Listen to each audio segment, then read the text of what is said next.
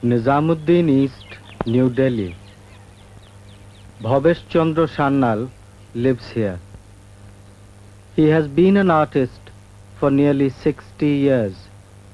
He was born on 22nd April 1902 in Dibrugarh, Assam.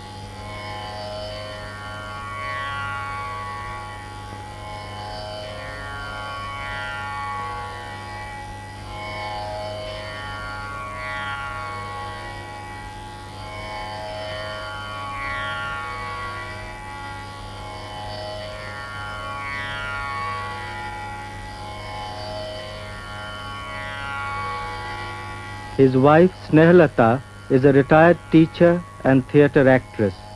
Daughter Amba is a multimedia person.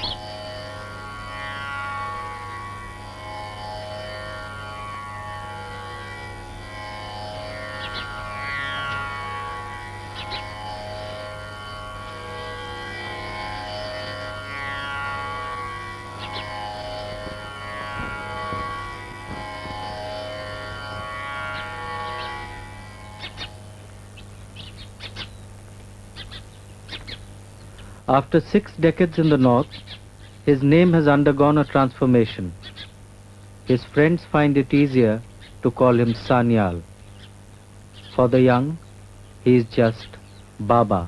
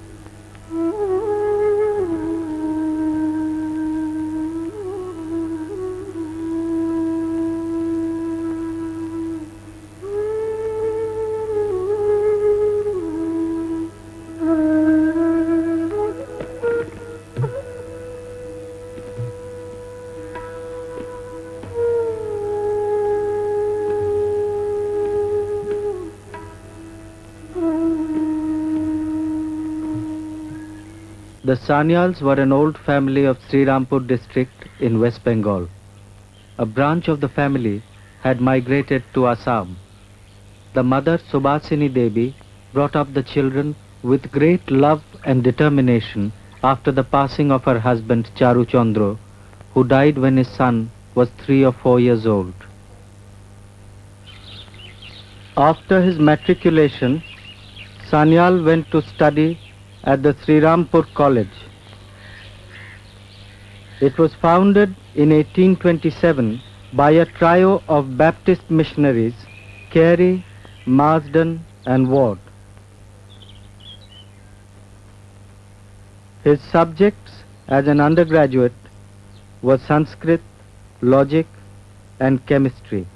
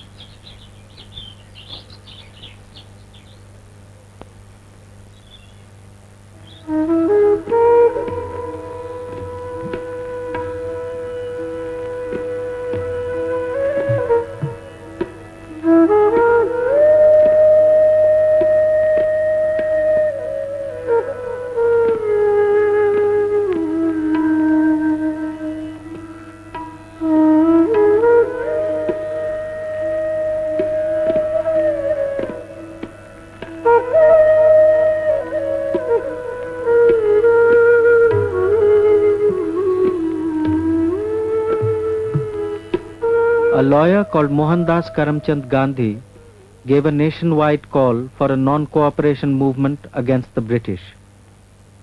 Sanyal responded like thousands of young men at that time.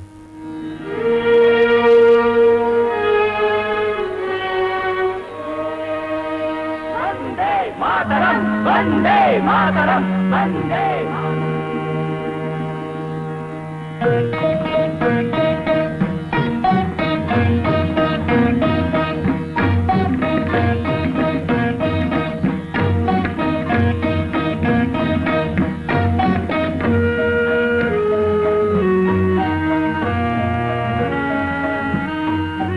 Academics had to wait a while.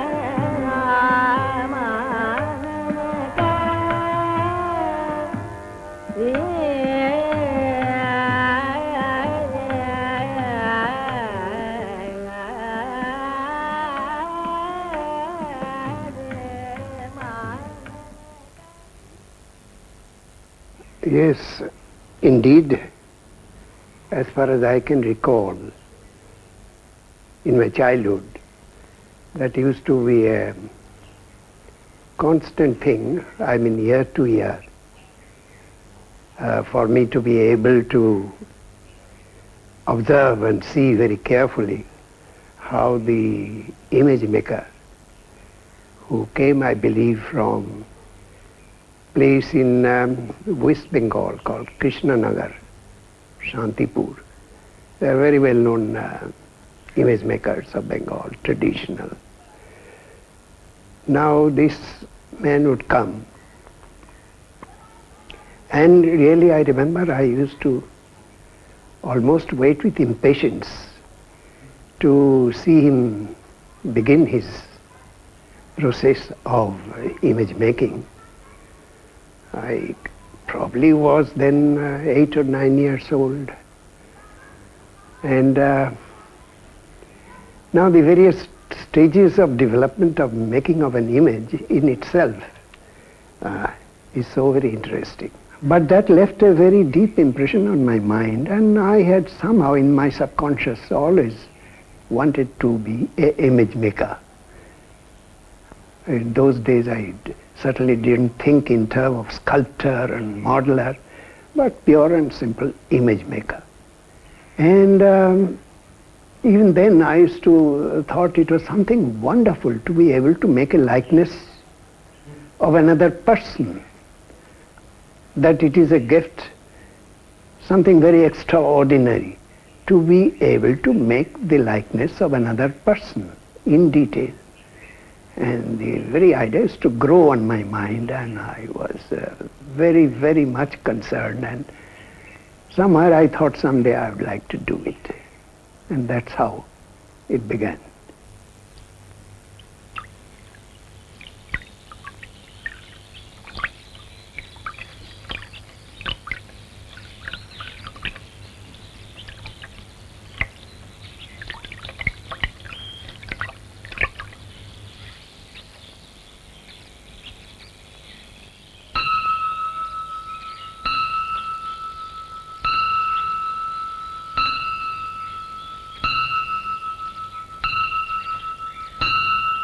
After the fervor of politics had subsided, a childhood inclination to draw and paint led him to the Government College of Art and Craft in Calcutta in 1923.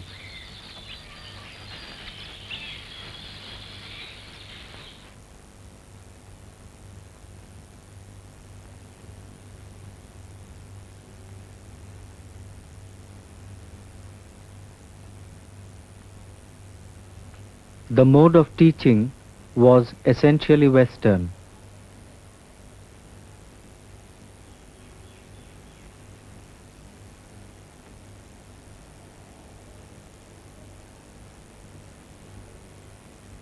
The presence of visiting Japanese artists helped to articulate the need for a national identity in contemporary Indian art.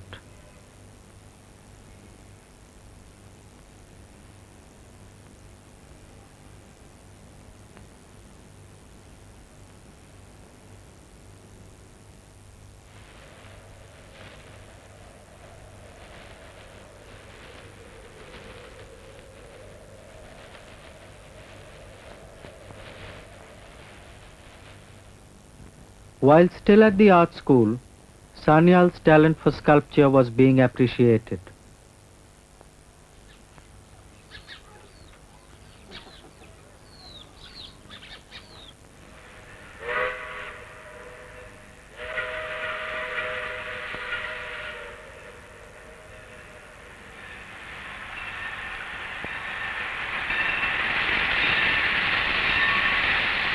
He arrived in Lahore in March 1929, soon after graduation, to take up a job, and stayed on for 18 years. Sanyal the artist began to flower.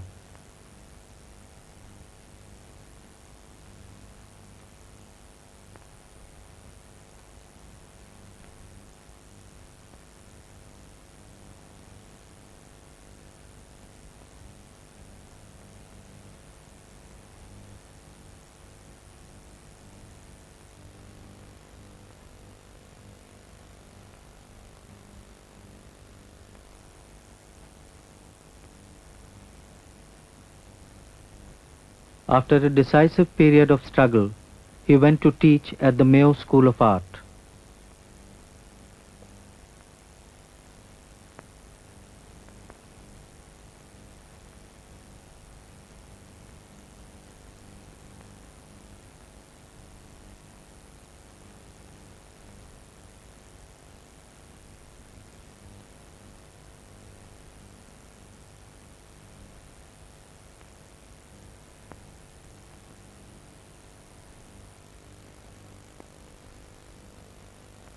He struck out independently in 1937 and opened his own studio.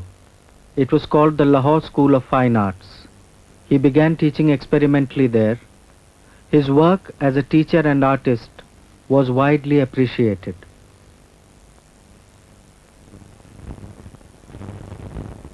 The Bengal famine in 1943 was pushed into the background by the Second World War.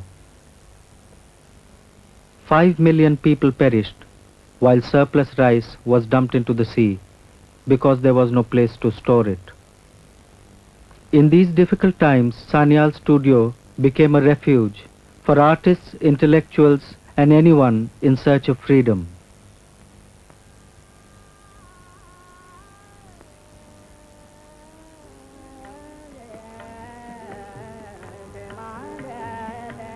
It was here he met Snehalata Nakra.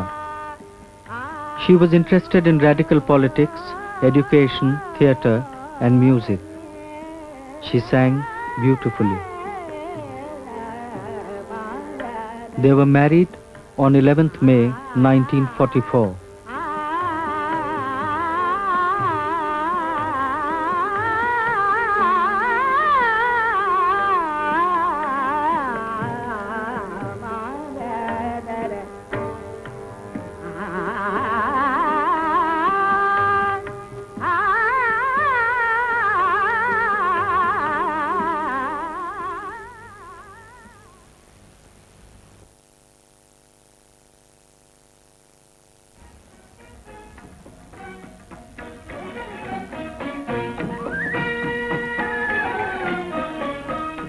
The happiness of individuals was soon consumed by the whirlpool of history.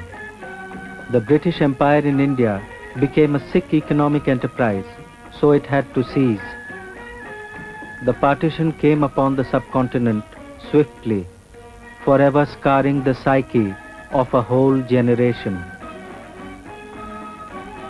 Leaving behind a host of memories and a large body of work, the Sanyals left Lahore along with their baby daughter, Amba.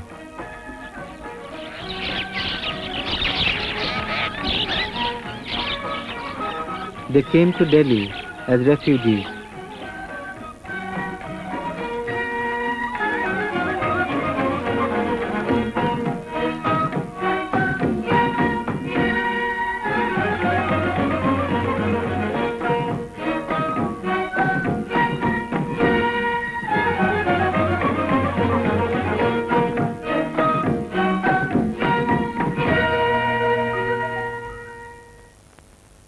Life began anew.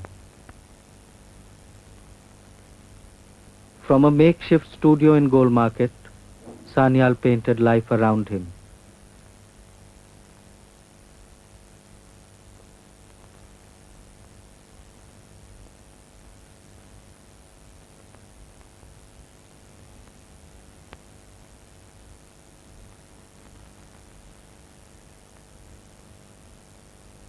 They stayed temporarily in Havelock Square, trying to make a fresh beginning.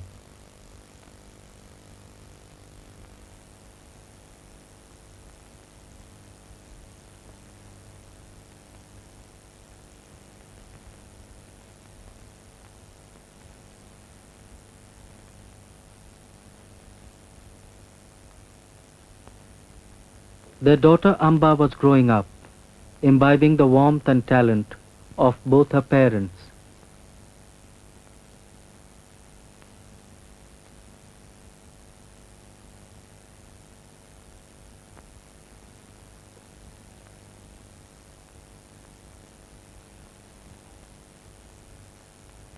It was so tiring to keep sitting in one posture. Then he'd let me sort of fiddle around, but then he'd say, keep your head still, or then he would say, keep your legs still, or keep your hands still, or keep...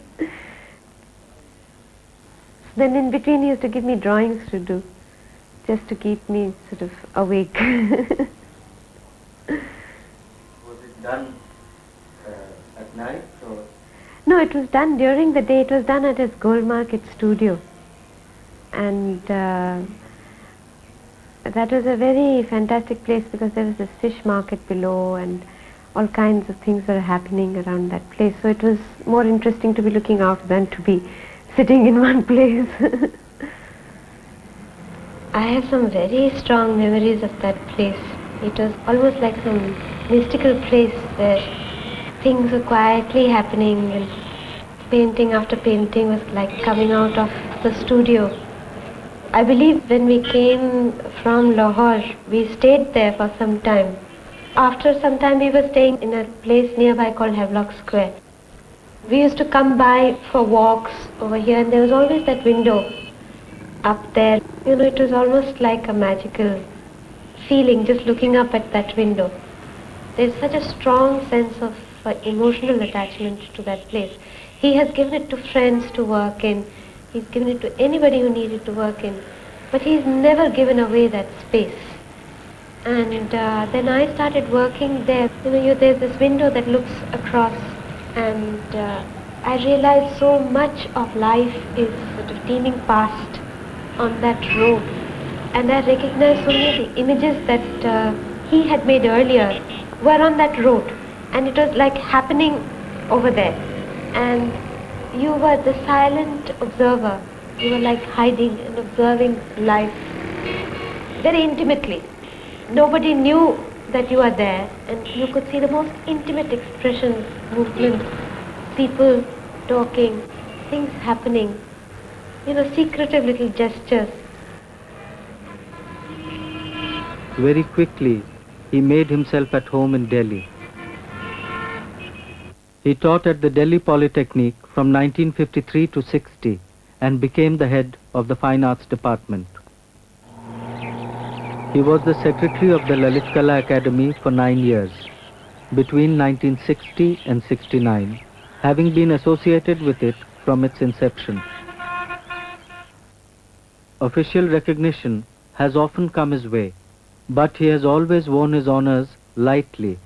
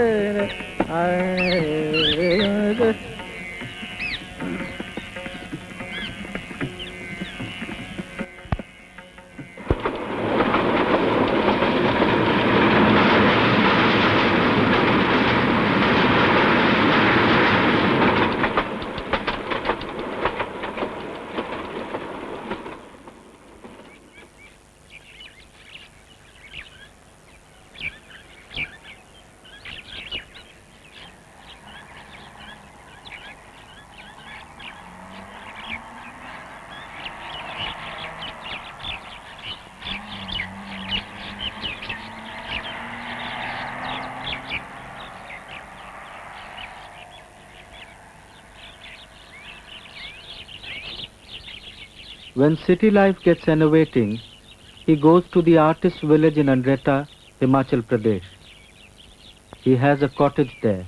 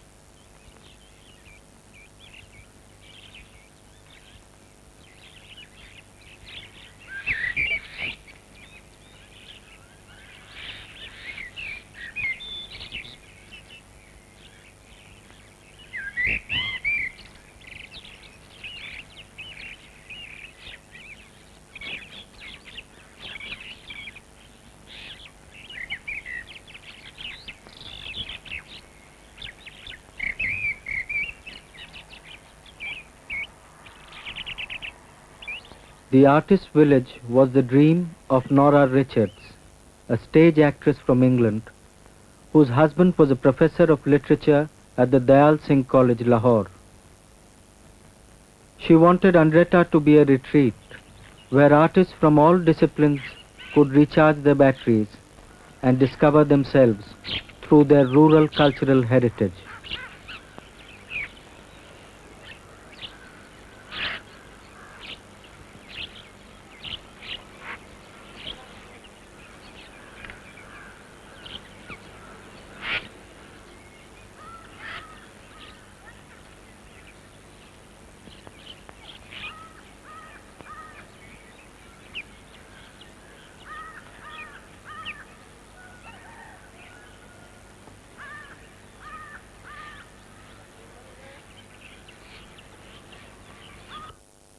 Sanyal first came to Andretta with his students 50 years ago.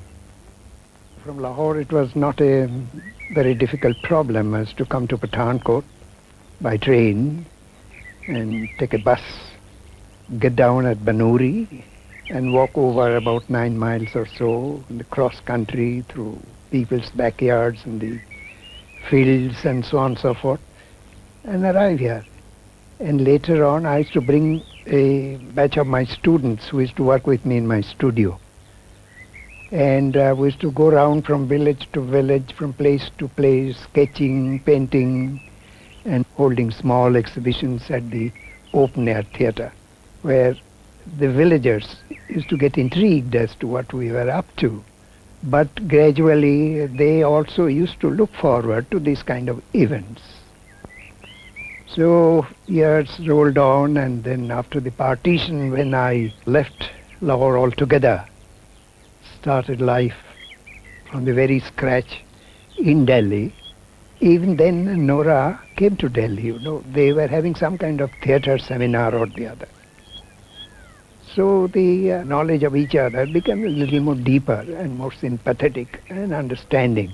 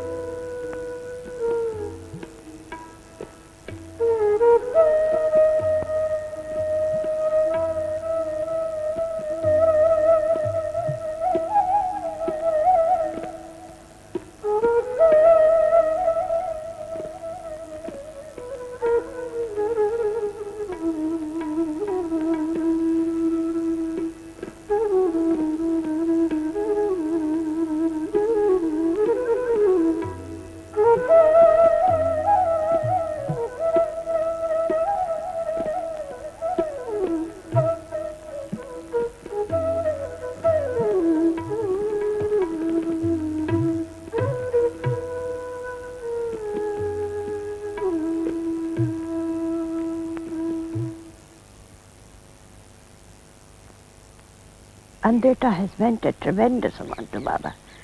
I don't think I would be far wrong in saying that it has kept the artist in him alive and growing.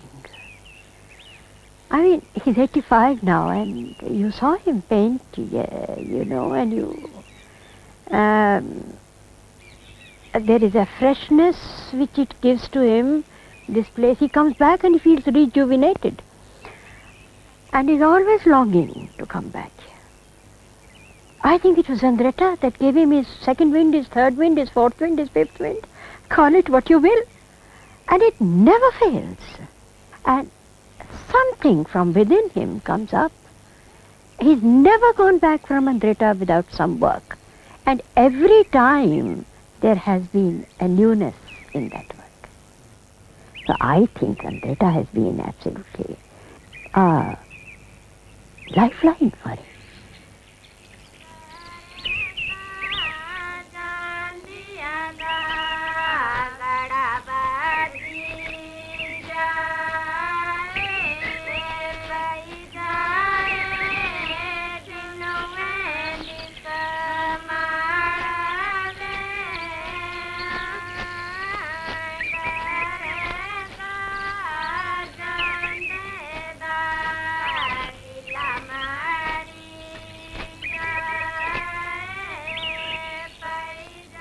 I think the most exciting thing about art, that there is a kind of psyche of a nation, of its roots, of its deeper motivations of cultures are reflected, and that's what gives it a character, which is different visually from one to another, yet it has got its universal appeal, which transcends all the frontiers and borders.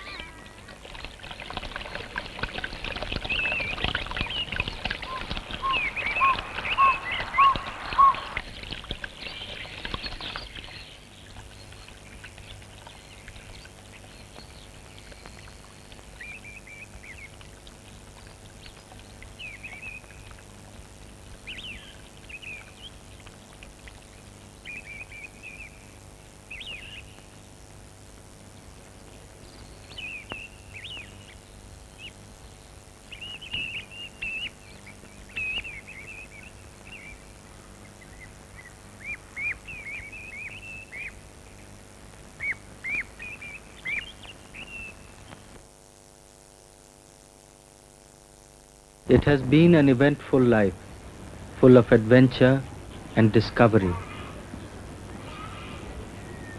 He went to the Laul and Spiti Valley in 1965 as the leader of an expedition jointly sponsored by the Lalit Kala Akademi and the Archaeological Survey of India.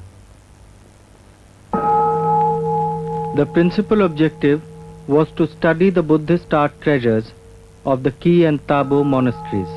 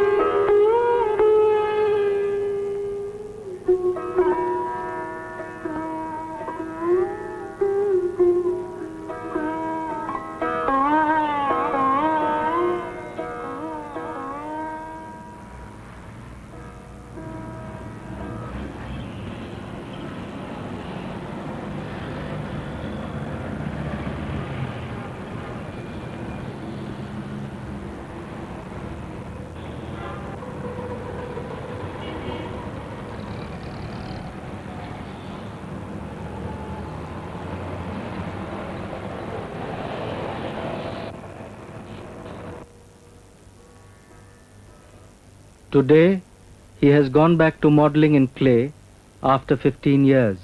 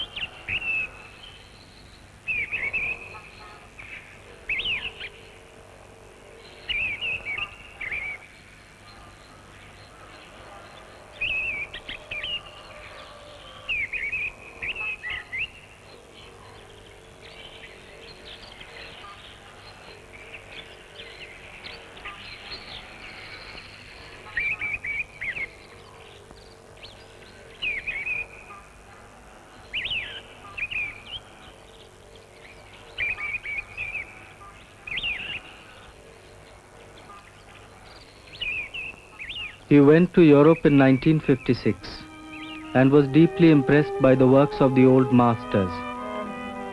Walking the museums of Zurich one day, he discovered the moderns: Cézanne, Van Gogh, Chagall and Klee. Returning to his hotel room in the evening, he lay down, tired, trying to assimilate. Suddenly, flashed upon my vision a huge painting of El Greco, which I had seen. It burst upon my eyes, and I sort of woke up and no longer felt tired.